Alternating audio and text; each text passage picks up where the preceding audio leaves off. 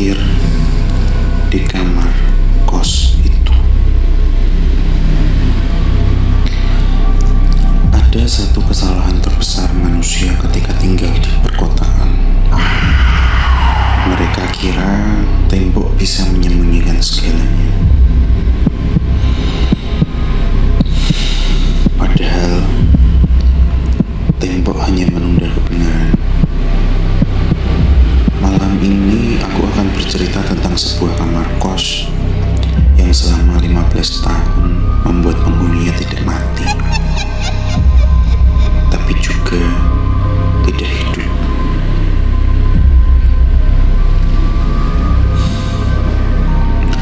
Kos itu berdiri di gang sempit di tengah kota, diapit ruko tua dan saluran air kecil yang sangat kotor. Bangunannya biasa, areanya bising, tidak angker, justru malah terlihat seperti kos normal. Namun ada satu hal yang aneh, yaitu di kamar nomor 12. Kamar itu tidak pernah dikunci lama.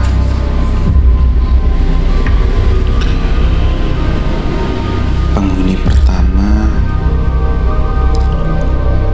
suatu saat mendengar suara seperti kuku upin dari bawah kasur. Ada orang di bawah. Saya dengar jelas. 2 minggu kemudian, dia ditemukan duduk memeluk lutut, menatap lantai sambil berbisik. Dia dingin. Dia marah. Lalu penghuni kedua, dia bangun setiap jam 3:15 pagi. Selalu mimpi yang sama. Saya dikubur, tapi saya masih hidup. Dan dia bangun, lidahnya berdarah, seperti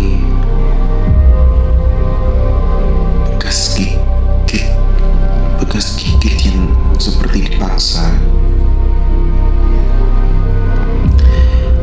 Sampai suatu saat ada pemuda bernama Dimas datang. Laki-laki pendiam dengan mata yang terlalu sering melihat sesuatu yang seharusnya tidak ada. Ya, karena dia bisa melihat sesuatu yang tak kasat mata.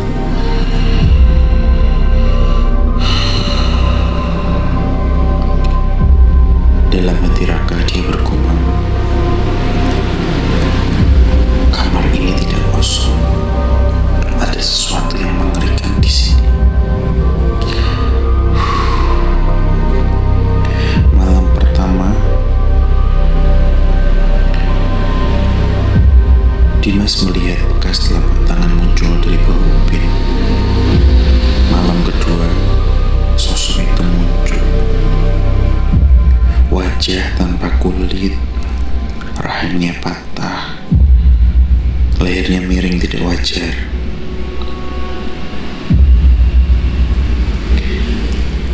Aku disadarkan saat semen dituang. Kamu dibunuh.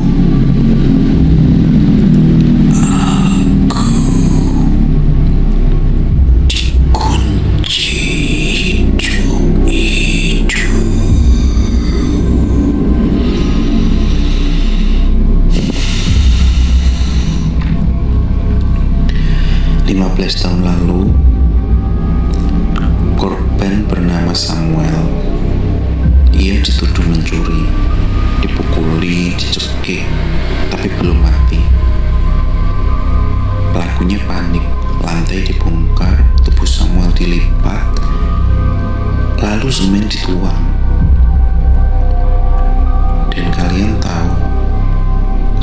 saat itu masih bernafas. Aku berteriak, tetapi semen masuk ke mulutku.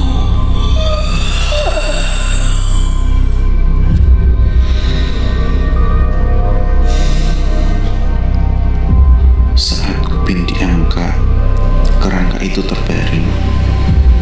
Ia mencakar ke atas. Jari-jarinya patah, giginya retak, seorang mencoba keluar. Dimas menangis.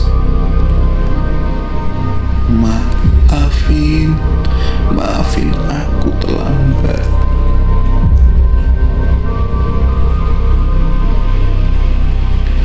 Beberapa hari kemudian, setelah dimakamkan, gangguan berhenti. Tapi Dimas masih tinggal. Suatu malam, suara lain terdengar banyak, berlapis, bahkan seperti antri untuk meminta tolong. Buka yang ini juga, buka yang ini juga, buka yang ini juga. Karena ternyata kamar 12 bukan yang pertama.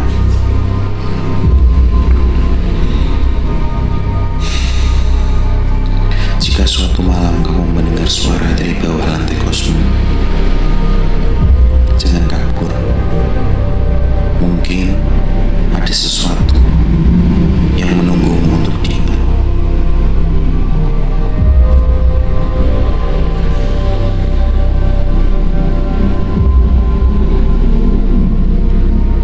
Hari berganti hari, Dimas masih tetap stay di kamar itu, di tempat yang sama, dengan posisi yang sama pula.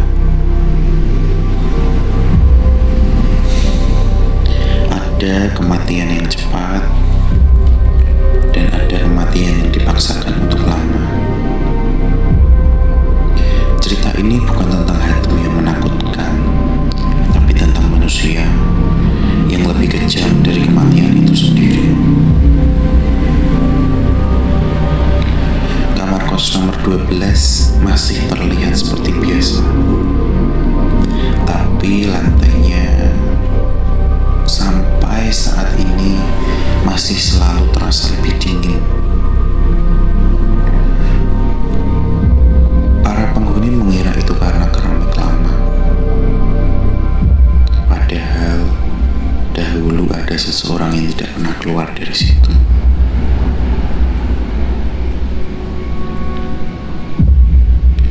Setiap penghuni masih mengalami hal yang sama.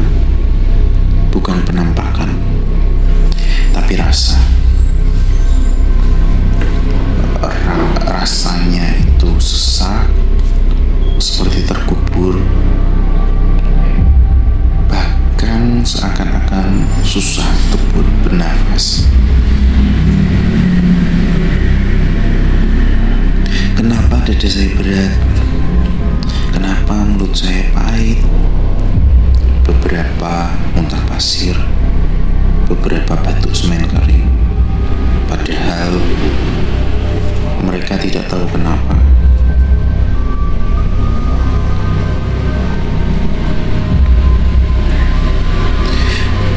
Saat Dimas masuk, kamar itu masih tidak menyambutnya. Kamar itu masih menjerit. Dimas berbisik, ada yang belum selesai.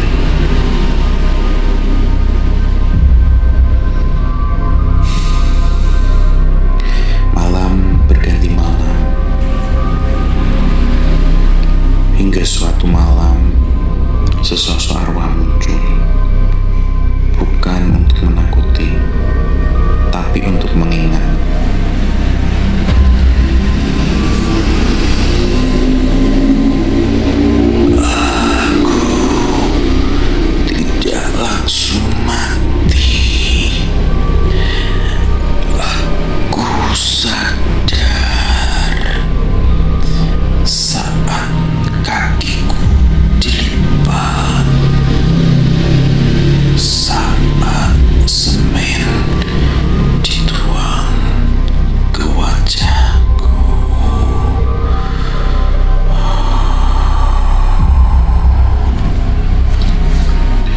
Dia menceritakan semuanya dengan detail yang tidak ingin didengar oleh manusia.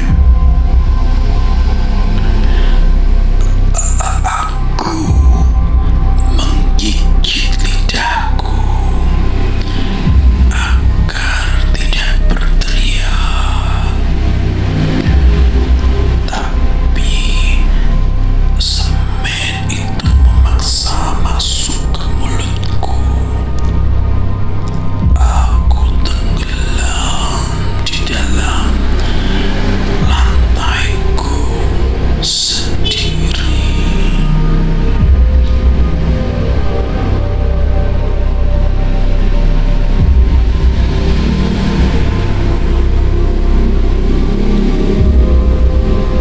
Dimas teringat beberapa kisah sebelumnya, yaitu saat Upin itu diangkat, saat suatu tempat digali, saat tanahnya dikeluarkan, terlihat ada kerangka, ya, tulang belulang manusia. Kerangka itu tidak terberbaring, tulang punggungnya melengkung, rahangnya terpaksa dibuka. Ya, seakan memang tidak bisa tertutup. Kukunya habis terkikis menggaruk semen. Dan yang paling aneh, kerangka itu masih utuh. Dia tidak mati tidur. Dia mati karena berusaha untuk keluar.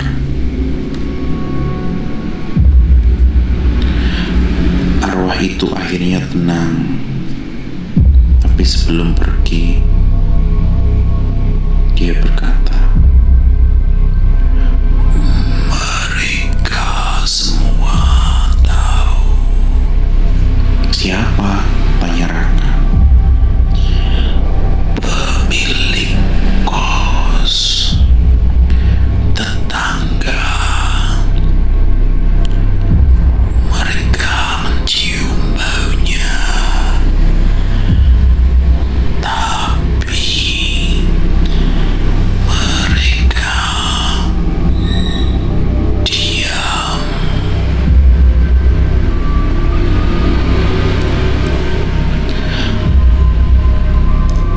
Beberapa hari setelah kasus terbongkar, kos itu direnovasi, lantai diganti, catnya baru, dan kamar nomor 12 disewakan lagi. Malam pertama penghuni baru, ada suara anak kecil mengetuk dari bawah lantai. "Om, om, om, aku nggak bisa nafas."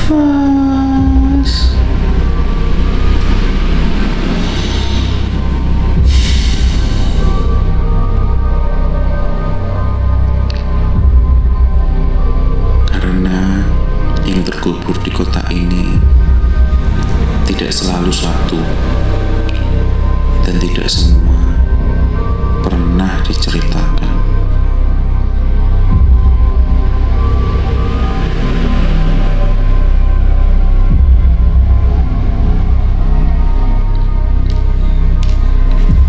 Saat itu, setelah kerangka di kamar 12 ditemukan, semua orang merasa lega. Mereka pikir banyak kejadian aneh dan menakutkan itu sudah selesai. Padahal kejahatan yang dibiarkan tidak pernah berdiri sendirian. Pemilik kos merenovasi bangunan, lantai diganti, dinding dicat, kamar-kamar diubah. Kamar yang awalnya nomor 12 menjadi kamar nomor 13. Bukan untuk menghapus kutukan, tapi pergi untuk menghapus ingatan.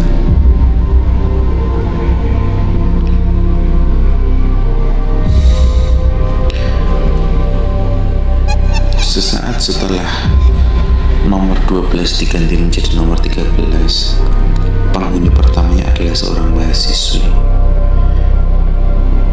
Sebut saja namanya Maya.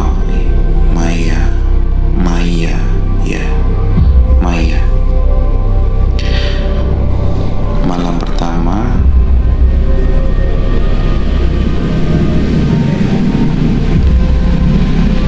aneh deh, lantainya dingin banget kayak kuburan. Maya mengirim voice note ke temennya. Malam ketiga, Naya terbangun sambil terisak. Naya menangis. Aku mimpi dikubur, tapi yang nutup dirinya aku sendiri.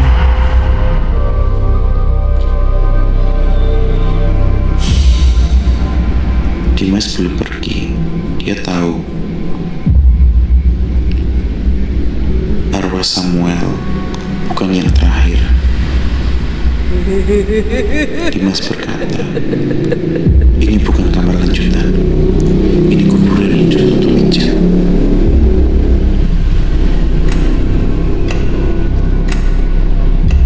Malam itu Dimas mendengar suara bukan dari lantai, tapi dari dinding.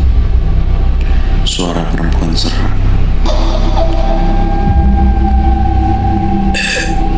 Aku dipaksa diam. Kamu siapa? Aku menghilang, tetapi tidak dicari.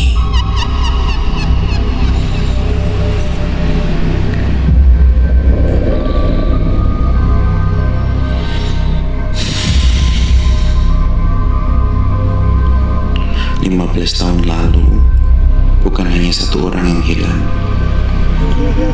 Ada seorang perempuan mengandung, bekerja di kota. Ia dibunuh karena malu. Tubuhnya disisipkan ke dinding saat bangunan diperluas. Arwah wanita berkata, aku masih sadar saat tembok ditutup. Aku dengar mereka tertawa bahagia. Yang membuat Raka takut, arwah ini tidak marah, tapi dia sudah menyerah. Arwah berkata, aku capek minta tolong. Aku cuma mau diingat.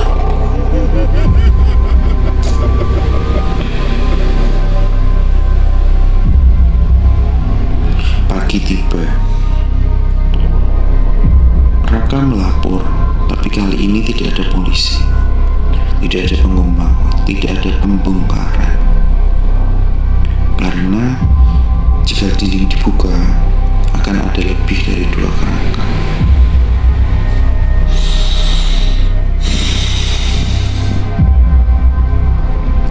Beberapa bulan kemudian, kos itu penuh.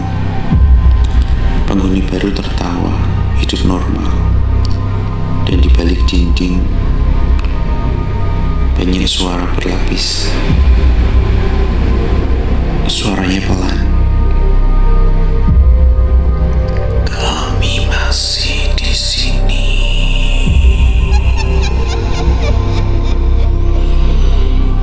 Kota tidak dibangun dari beton. Kota dibangun dari hal-hal yang sengaja dilupakan. Dan kamar nomor 13 masih disewakan.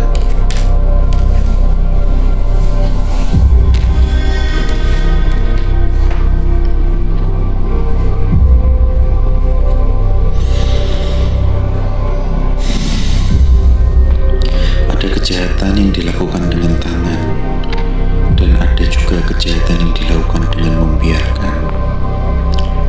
Cerita ini bukan tentang korban, mimpi tentang orang yang tahu dan memilih tidak melakukan apa-apa. Pemilik kos itu seorang perempuan tua, ramah, murah senyum. Ia tinggal di rumah depan kos. Setiap malam, ia selalu terbangun pukul 3:15. Ibu kos berbisik sendiri, bukan aku yang bunuh. Setiap malam, ibu kos selalu dihantui oleh pikirannya sendiri. Suatu hari, Raka tidak datang untuk marah. Ia datang karena ada yang memanggilnya. Raka bertanya, "Bu, Ibu dengar suara itu juga kan?" Aneh, tiba-tiba ibu kos menangis. Tapi bukan karena dia menyesal.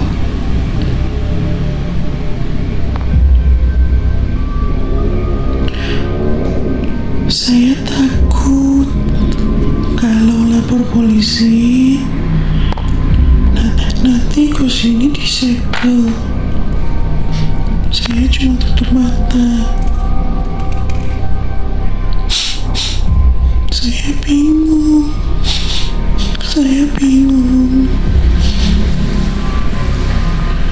Dan sejak hari itu, setiap cerita ia dengar dan ia memilih untuk tidur.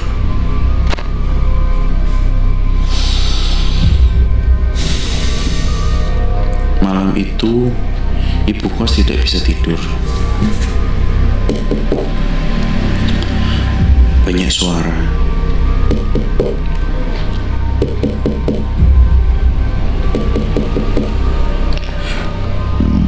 Suara itu selalu mengaum di kepalanya. Bu, dengar kami. Ibu kos menangis. Pergi, aku gak mau dengar. Pergi kalian. Hari berlalu. Tidak ada penampakan. Tidak ada sentuhan. Hanya mimpi. Mimpi yang sama setiap malam. Ia bermimpi menjadi mereka. Tidak bisa bergerak, tak bisa berteriak, dan tak bisa mati.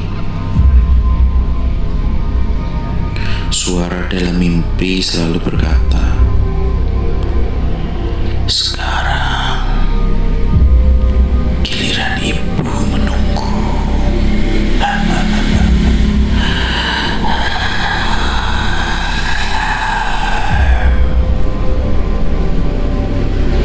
Pagi hari, ibu kos ditemukan masih hidup. Tapi ada yang berbeda.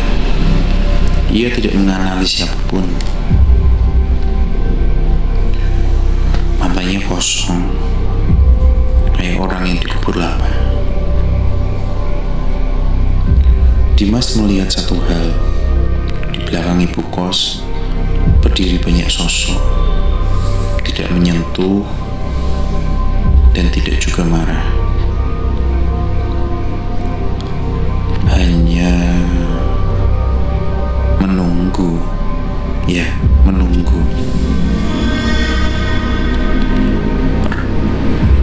Dimas berkata pelan dalam hatinya, "Ini belum selesai."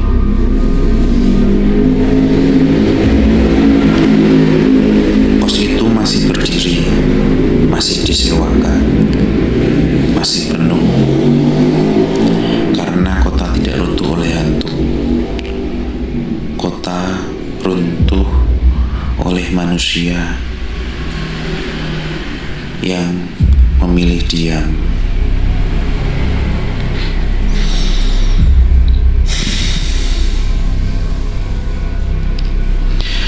Ada orang yang terlahir bisa melihat, dan ada orang yang dikutuk untuk terus melihat.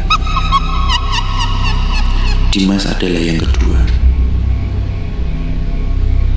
Setelah ibu kos kehilangan kesadarannya, suara-suara itu berubah. Tidak lagi memanggil minta tolong. Mereka memanggil Dimas.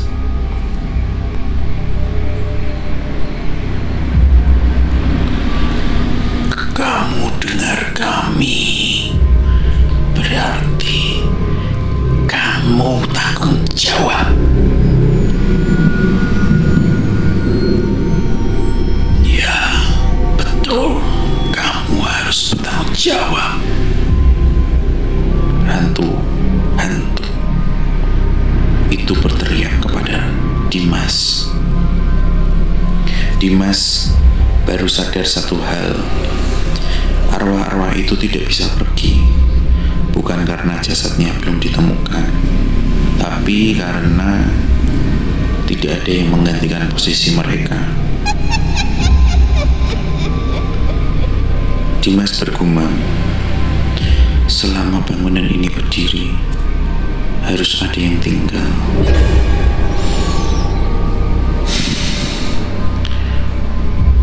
Malam itu semua sosok muncul. Dari lantai, dari dinding, dari plafon, dari kaca, dari segala arah. Mereka tidak menyerang. Mereka menawarkan untuk tinggal, dan mereka akan diam. Dimas punya dua pilihan: pergi dan membiarkan penghuni lain perlahan rusak, atau tinggal menjadi penjaga, menjadi saksi, ya, menjadi pengganti.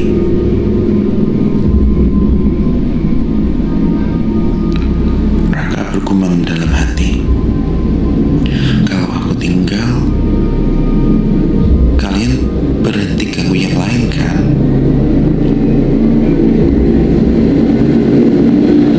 Sesosok arwah menjawab, kami hanya ingin ada yang tahu.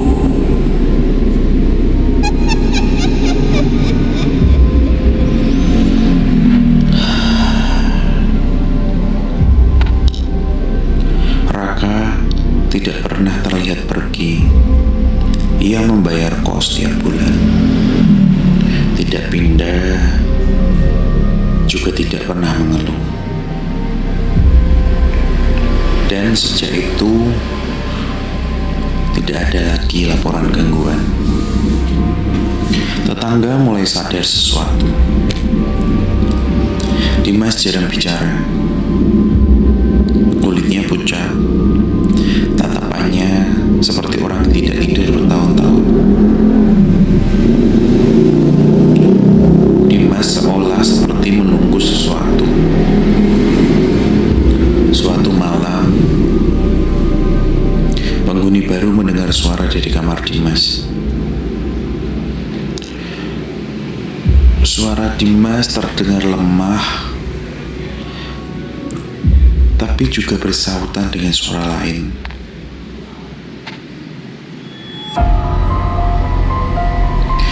Kalau kamu dengar aku, jangan masuk. Aku sudah telat. Jangan masuk. Jangan pernah masuk ke sini.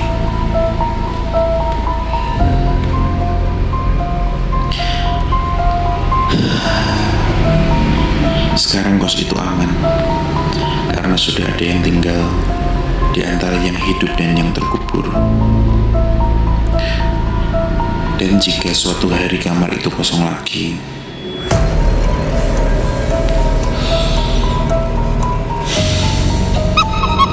itu artinya Dimas sudah tidak kuat.